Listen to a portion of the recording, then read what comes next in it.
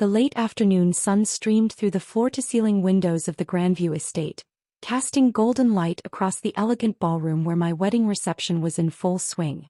Crystal chandeliers reflected off polished marble floors as 200 guests danced, laughed, and celebrated what should have been the happiest day of my life. I stood at the edge of the dance floor in my $3,000 wedding dress, though my family believed it was a $200 knockoff from a discount bridal shop, watching my new husband Michael spin my flower girl niece around to the music. Everything was perfect. The 5-course dinner prepared by award-winning chefs, the premium open bar, the live jazz band, the stunning floral arrangements that probably cost more than most people's cars. But perfection came with a price that apparently no one in my family believed I could afford. "I still can't believe she managed to book this place," my mother whispered loudly to my Aunt Carol, not bothering to check if I was within earshot. "The Grandview estate costs $50,000 just for the venue rental, not counting food, drinks, flowers, or entertainment." Aunt Carol glanced around the opulent ballroom with obvious appreciation. "It must be Michael's family paying for all this. Thank God that girl finally found someone with money." I pretended to be fascinated by my bouquet as I listened to them dissect my financial situation for the entertainment of our relatives. "Poor thing has been struggling for years with that little photography business," Mom continued, "taking pictures of babies and high school seniors for $200 a session. I keep telling her to get a real job, but she insists on pursuing this artistic dream." My cousin Janet joined the conversation, wine glass in hand. "Well, at least she found a husband who can support her properly. Michael's construction company must be doing well if they can afford a wedding like this." I felt my cheeks burn with embarrassment and frustration. Here I was on my wedding day, listening to my own family speculate about my finances and dismiss my career as if I weren't standing right there. The truth was, Michael and I had split the wedding costs evenly, despite my offering to pay for the entire event. He'd insisted on contributing equally because he said it was important to him to feel like a partner rather than someone being supported by his wife's money. It was one of the many reasons I loved him. He saw me as an equal, not a charity case. "I just hope she's not going into debt for this," Mom said with a sigh. "You know how young people are these days. No sense of financial responsibility." That comment stung particularly deeply since I'd been financially supporting my parents for the last 3 years without them knowing it. The mysterious insurance settlement that had paid off their mortgage? That was me. The sweepstakes winnings that had covered Dad's medical bills? Also me. The church scholarship that had sent my younger brother to college? Me again. Michael appeared at my side, looking handsome in his perfectly tailored tuxedo. "Hey beautiful. Why do you look upset? This is supposed to be the best day of our lives." I forced a smile. "Just listening to family commentary about our financial situation." He followed my gaze to where Mom was still holding court with her theories about who was paying for what. "Your mom is doing the thing again, isn't she?" he asked quietly. The thing was what we called my family's tendency to discuss my supposed poverty as if I were either not present or not capable of hearing them. "It's fine," I said. "I'm used to it." "Well, I'm not," Michael said, his jaw tightening. "It's our wedding day, Sophia. You shouldn't have to listen to people talking about you like you're some kind of charity case." Before I could stop him, Michael was walking toward my mother's group. I hurried after him, hoping to prevent what was about to become a very awkward confrontation. "Excuse me, Mrs. Martinez," Michael said with exaggerated politeness. "I couldn't help but overhear your conversation about the wedding expenses." Mom looked flustered at being directly confronted. "Oh, Michael. We were just admiring how beautiful everything is. You and your family have really outdone yourselves." "Actually, Mrs. Martinez, I think there's been a misunderstanding.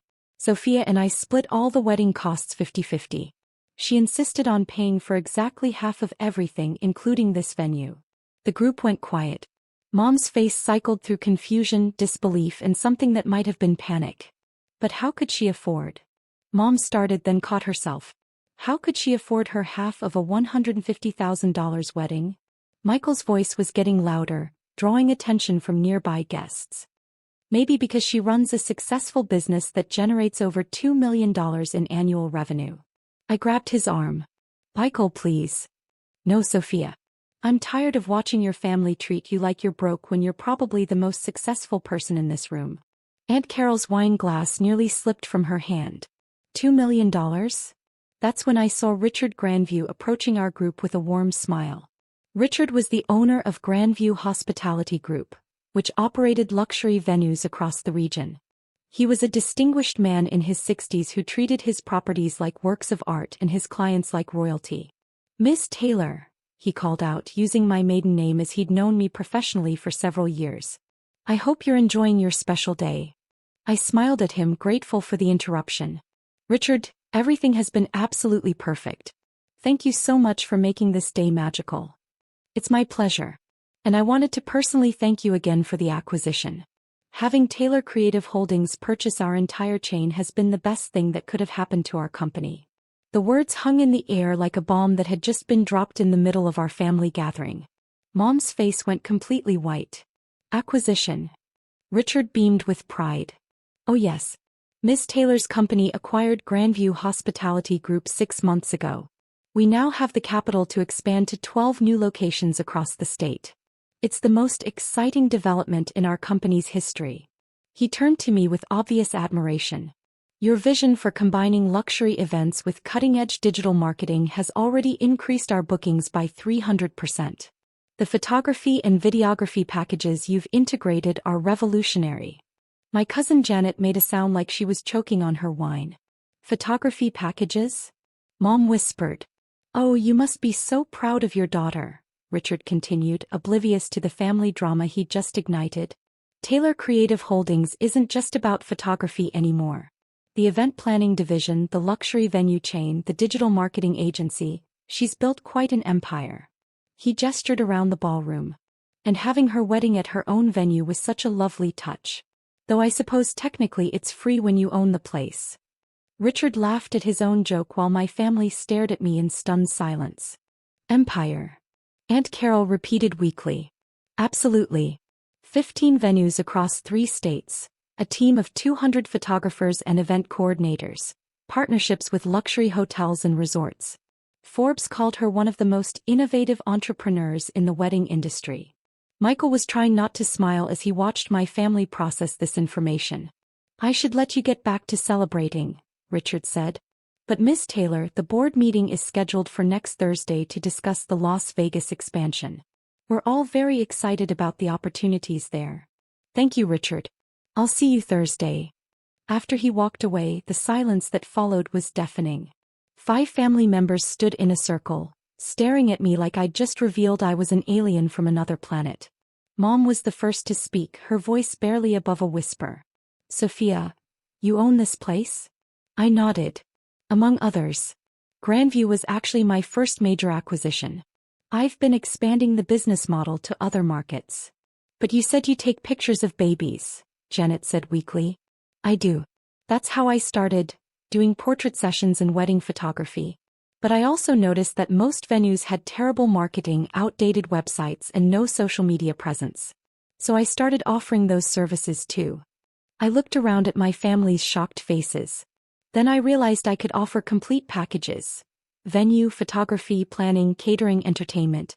Instead of just taking pictures at weddings, I could create entire wedding experiences. Michael stepped closer to me, his hand finding mine. "When venues started struggling during the pandemic, I had the capital to acquire them at reasonable prices. Now we offer luxury wedding and event services from initial planning through final photography delivery." "How many venues?" Mom asked, her voice hollow. 15 currently. We're opening 3 more next year, plus we're launching a destination wedding division in partnership with resorts in Hawaii and the Caribbean." Aunt Carol sat down heavily in the nearest chair. "You own 15 wedding venues?" 15 luxury event venues. We host weddings, corporate events, galas, and private parties. Last year we coordinated over 2,000 events. The number seemed to hit them like a physical blow. "Sophia," Mom said slowly, "if you have all this money, all this success, why do you live in that little apartment? Why do you drive that old Honda? Why do you dress like—" She gestured at my general appearance, then seemed to realize she was critiquing my fashion choices at my own wedding. "I live modestly because I prefer to reinvest profits back into the business rather than spend money on things that don't matter to me," I explained. "The apartment is convenient and comfortable. The car is reliable and efficient. I save my money for experiences and investments, not status symbols. Michael squeezed my hand. She could afford any car she wants. She chooses to drive the Honda because it's practical and environmentally friendly. But why didn't you tell us? Mom asked, tears starting to form in her eyes.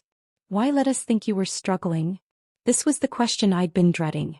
Because every time I tried to talk about expanding my business, you told me to be realistic and get a steady job with benefits. When I mentioned buying equipment or hiring employees, you said I was being irresponsible with money I didn't have. I took a deep breath.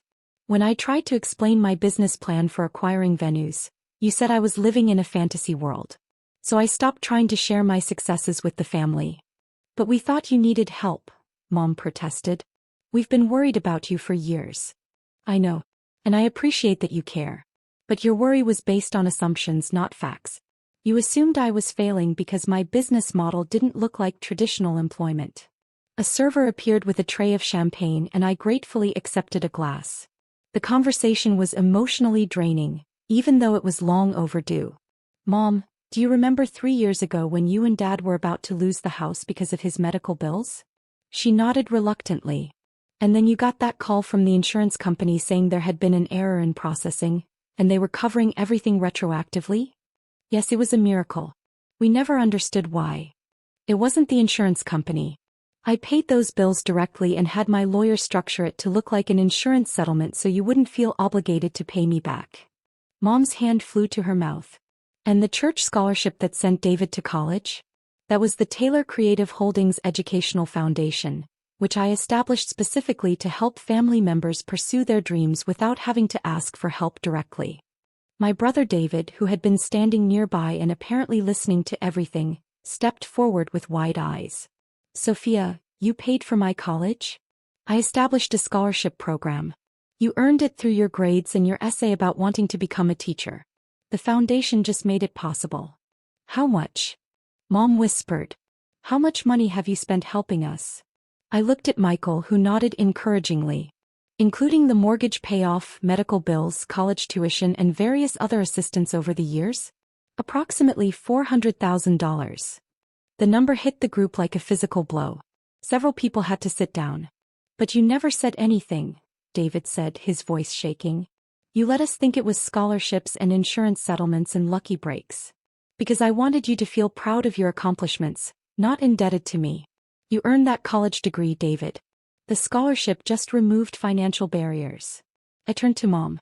And you and Dad worked hard your entire lives and didn't deserve to lose your home because of medical costs you couldn't control. I had the ability to help, so I did.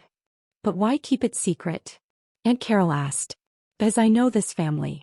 If you'd known the help was coming from me, it would have changed our relationships.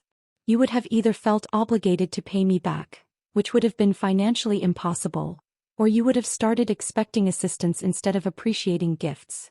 Michael stepped forward. What Sophia is too modest to tell you is that she's been quietly supporting half the people in this room. The Taylor Creative Holdings Foundation has provided over $2 million in scholarships, medical assistance and emergency funds to family members and employees over the last 5 years. $2 million? Janet repeated faintly. That's just the charitable giving, Michael continued. The business itself is valued at approximately $15 million. Sophia is worth more money than the rest of the family combined, and she's been using that wealth to take care of everyone while letting you believe she was the one who needed help. The silence that followed was broken by the sound of the band starting a new song. Around us, the wedding reception continued as our family processed revelations that changed everything they thought they knew about me. Sophia, Mom said finally, I owe you an apology. We all do.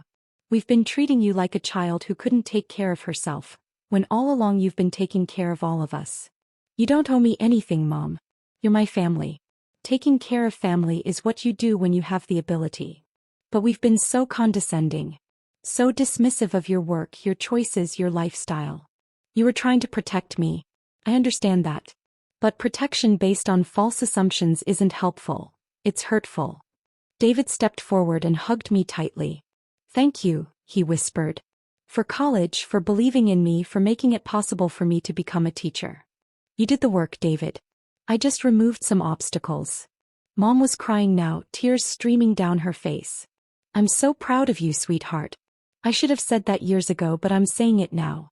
You've built something incredible. We're all proud, Aunt Carol added. And we're all ashamed of how we've been talking about you. I looked around at my family, these people who had shaped me, supported me in their way, and yes, sometimes misunderstood me completely. I don't want anyone to feel ashamed. I want us to move forward with better understanding. And I want you to know that despite everything, despite the frustration and hurt feelings, I love this family and I always will. Michael wrapped his arm around my waist. And now they know that when you said you wanted to pay for half the wedding, you weren't being stubborn or proud. You were being generous by not paying for the whole thing. That actually made Mom laugh through her tears. Speaking of the wedding, I said, there's one more thing you should probably know. I gestured toward the band which had just finished their set. See the musicians? That's the Taylor Creative Holdings house band. They perform at all our venues. And the photographer getting candid shots over there? She's my business partner and co-founder of the company. Even the band? Janet asked weakly. We employ about 200 people across all our properties. Photographers, planners, musicians, caterers, florists, venue coordinators. It's a comprehensive operation. The DJ took the microphone to announce the father-daughter dance, and Dad appeared at my side looking slightly overwhelmed by everything he'd apparently overheard. Sweetheart, he said quietly, your mother told me what we just learned. I don't have words for how proud I am, or how sorry I am that we didn't understand. Dad, let's just focus on celebrating tonight. We can talk about everything else later. As he led me onto the dance floor, I could see my family members scattered around the ballroom, some sitting in stunned silence, others animatedly discussing what they'd just learned. The revelation had completely changed the dynamic of the evening, but not in a bad way. You know what the best part of this is? Dad said as we swayed to the music. What's that? Watching you and Michael start your marriage with complete honesty. No secrets about money, no pretending to be something you're not. That's a good foundation. It is, I agreed. Though I'm not sure the family needed to learn everything quite so dramatically. Dad chuckled. Sometimes the truth needs a dramatic entrance to be properly heard. As the song ended and Michael cut in for the next dance, I realized that Dad was right. 4 years, I'd been allowing my family to believe a version of me that wasn't real. Tonight they finally met the actual me, successful, generous, independent, and capable of taking care of not just myself but all of them. No regrets? Michael asked as he spun me around. None. It feels good to finally be seen for who I really am. Even if it means your mom is going to spend the next 5 years apologizing for underestimating you? I laughed. Especially then. As the evening continued, I noticed a subtle but significant change in how my family interacted with me. The condescending advice stopped. The worried glances disappeared. Instead, I found myself in conversations about business, investments, and future plans. For the first time in years, they were asking for my opinion rather than offering unsolicited guidance. It was exactly the wedding gift I hadn't known I wanted. The gift of being seen, understood, and respected by the people who mattered most to me. Later that night, as Michael and I prepared to leave for our honeymoon, Mom pulled me aside one final time. Sophia, I need you to know something. I'm not just proud of your success or your money. I'm proud of your kindness, your generosity, and the way you've taken care of this family without asking for recognition. Thank you, Mom. That means everything to me. And I promise no more assumptions about your life or your choices. If I want to know something, I'll ask instead of guessing. That sounds perfect. As our car pulled away from the Grandview estate, my venue, my business, my success story, I reflected on how completely the evening had changed. Not just because my family finally understood my financial situation, but because we'd established a new foundation for our relationships based on truth rather than assumptions. Tomorrow, Michael and I would fly to Hawaii for our honeymoon at a resort where Taylor Creative Holdings was launching our destination wedding division. But tonight, I was simply a woman who had married the love of her life in her own venue, surrounded by family who finally saw her for who she really was. It was, without question, the perfect wedding day.